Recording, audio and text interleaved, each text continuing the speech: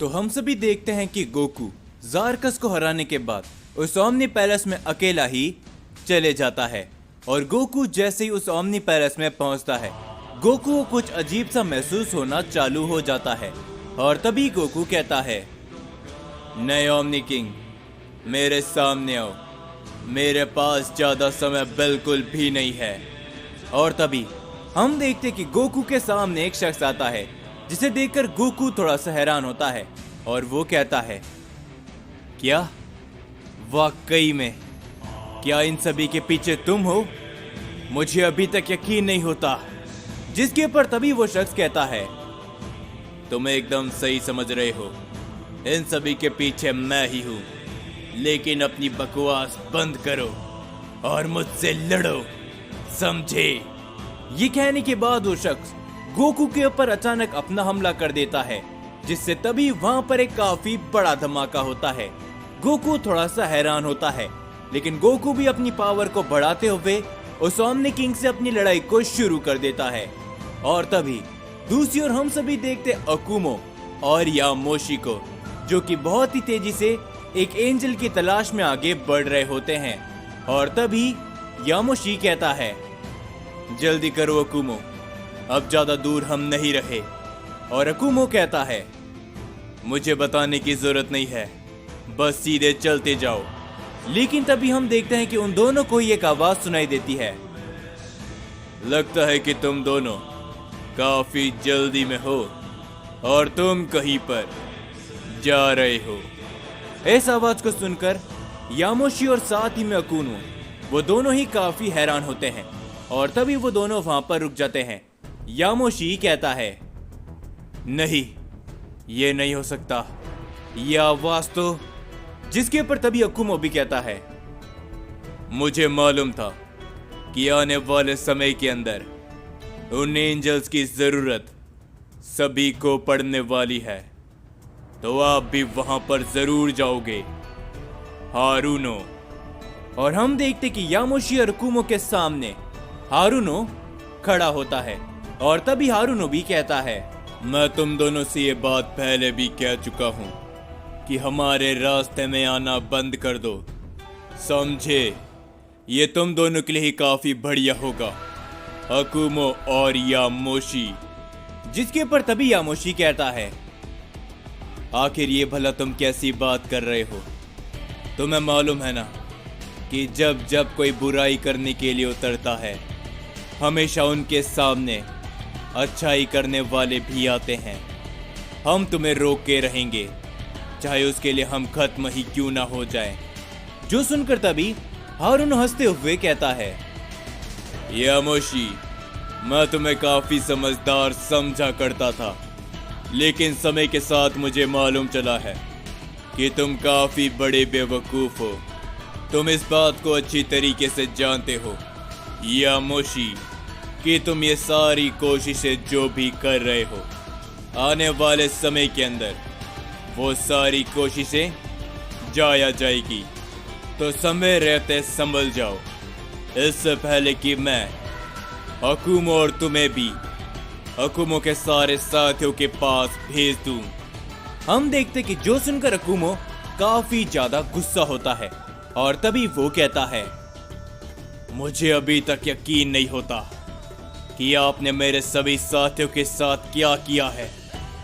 अगर मैं चाहूं तो इसी समय पर आपको खत्म कर सकता हूं बड़े भाई, लेकिन नहीं, हमेशा समय किसी न किसी के साथ जरूर रहता है।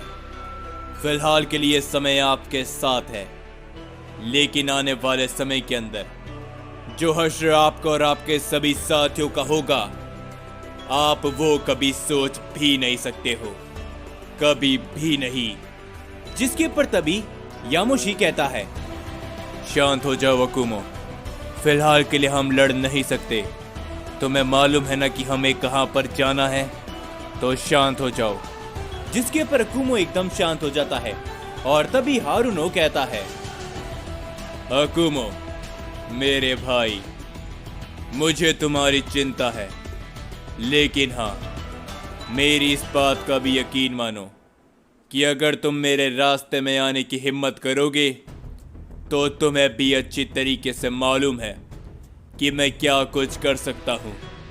और ना केवल इतना, तुम्हारा एक साथी आरिमा भी मेरे साथ ही है। उसे मालूम चल चुका है क्या सही है और क्या गलत। तो तुम भी अगर चाहो तो मेरा साथ दे सकते हो, अकुमो। जो सुनकर अकुमो कहता है, बड़े भाई, आपको मुझे ये बताने की जरूरत बिल्कुल भी नहीं है कि क्या सही है और क्या गलत। ये सारी बात आप भी अच्छी तरीके से जानते हो। बस मुझे एक ही बात का अफसोस है कि बरसों पहले जब मैं ये सारे गलत काम कर रहा था, तब अगर मुझे कोई रोकने वाला था तो वह सिर्फ और सिर्फ आप थे। उस समय पर आपने हम सभी को रोकने की कोशिश करी थी। ना केवल इतना, जब मेरा वो फैसला गलत साबित हुआ था तब आप हमारी मदद के लिए वहां पर आए थे। तो इसी कारण से मैं आपको ये सारी बातें अभी से ही समझा रहा हूँ। मैं ये गलती पहले एक बार कर चुका हूँ और ये मैं गलती किसी को भी दोहराने नहीं दे सकता। तो इसीलिए मैं आपसे दोबारा कह रहा हूँ, रुक जाइए। ज़ेनोसामा के पिता को आप नहीं जानते कि आखिर उनके पास किस तरह की ताकत है और किस तरह के वॉरियर्स हैं। जिसके पर तभी हारुनो हंसता रहता है और वो कहता है, लगता है कि फिलहाल के लिए मैं अपने छोटे भाई अकुमो से बात नहीं कर रहा, बल्कि फादर ऑफ सैयन से बात कर रहा हूँ। तो सुनो फादर ऑफ सैयन, आने वाले समय के अंदर ये पूरा का पूरा ओमनिवर्स हम सैयन्स के कंट्रोल में होगा। और मैं तुमसे वादा करता हूँ, जो कुछ भी मैंने गलतियाँ करी है इस ओमनिवर्स के रूलर के खत्म होने के बाद, मैं उन सारी गलतियों को सही कर दूंगा, समझे। और हाँ, लगता है कि हम किसी एक ही की तलाश में यहाँ से जा रहे हैं। जो उसके पास पहले पहुँच जाएगा वो उसी की मदद करेगा।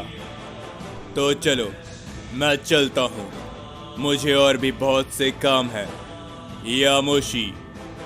हम देखते कि ये कहने के बाद हारुनो वहां से जाने लगता है। पर तभी अकुमो कहता है, काजुकी के बारे में तुम्हें मालूम ही है हारुनो कि वो किस तरह का शख्स है।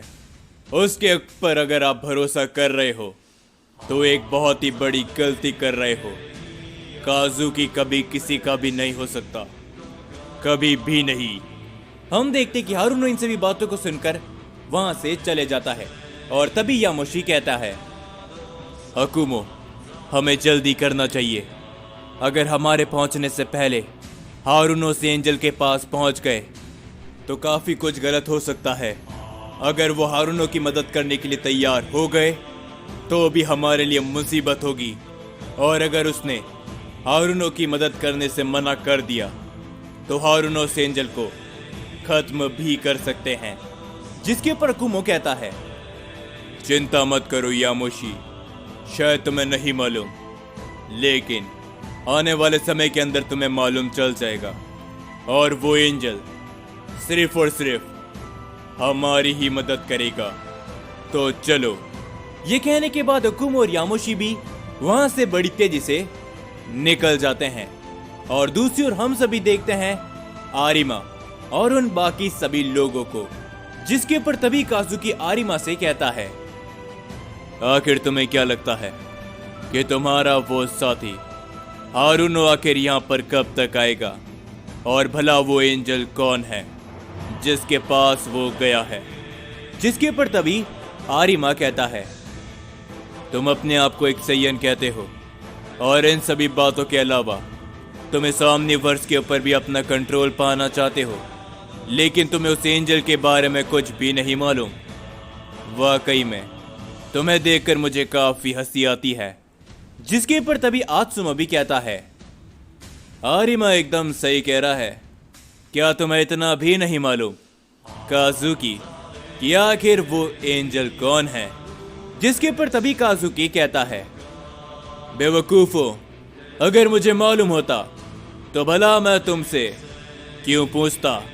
जिसके पर तभी ज़ेनोसामा कहते हैं, मेरे ख्याल से हारुनो जिस एंजल के पास गया है, उसकी एक बहुत ही बड़ी गलती भी हो सकती है।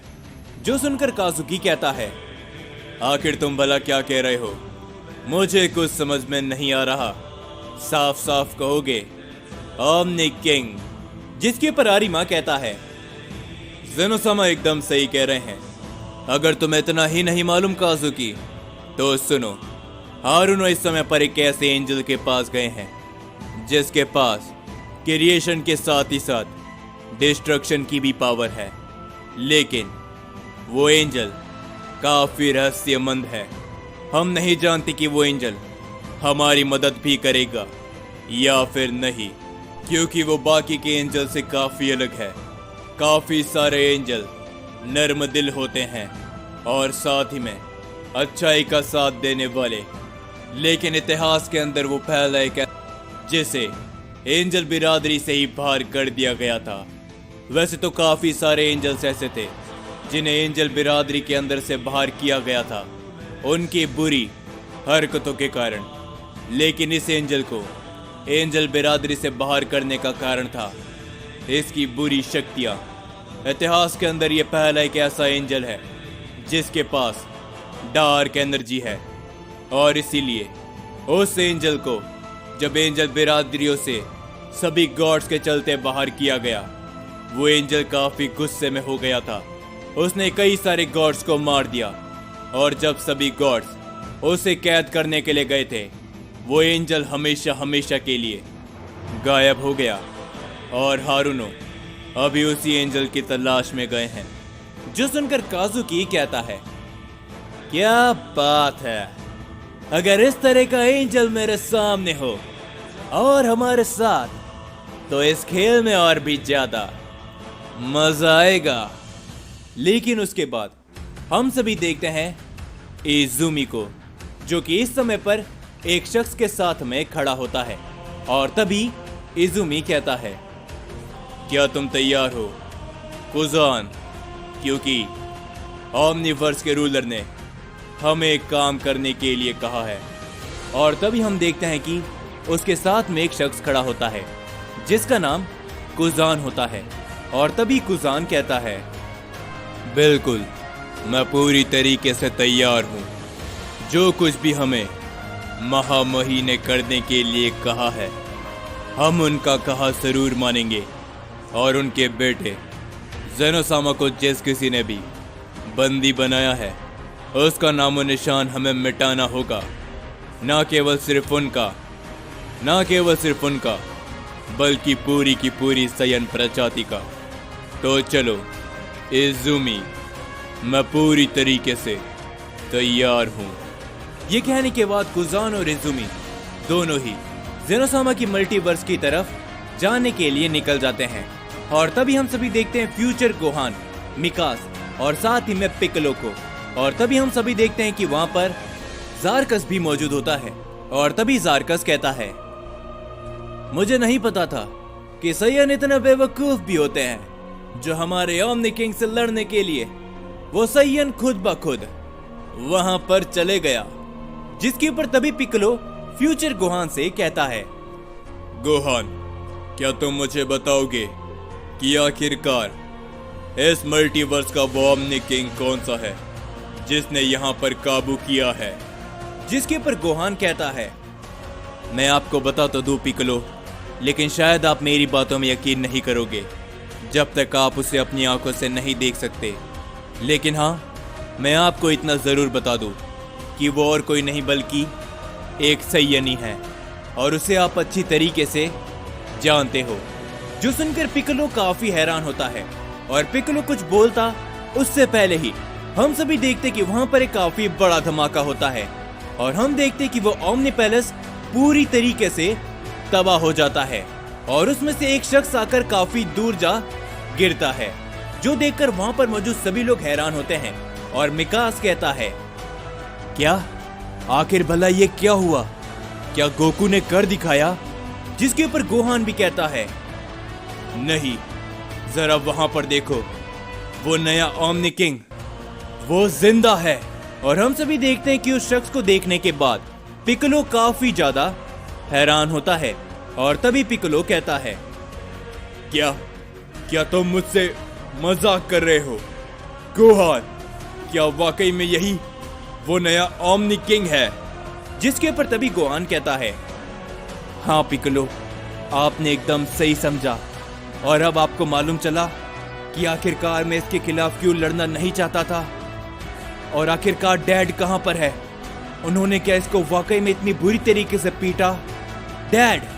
और तभी हम सभी देखते हैं कि उस ओमनी किंग पैलेस के तबाह होने के बाद वहां पर चारों तरफ धुआं फैल चुका होता है।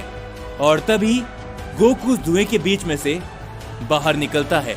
और तभी गोकू कहता है, सच बताऊं तो मुझे अभी तक यकीन नहीं होता कि इन सब के पीछे तुम थे। आखिर तुम ये सब भला कर कैसे सकते हो? जवाब दो मुझे, वेजिटा।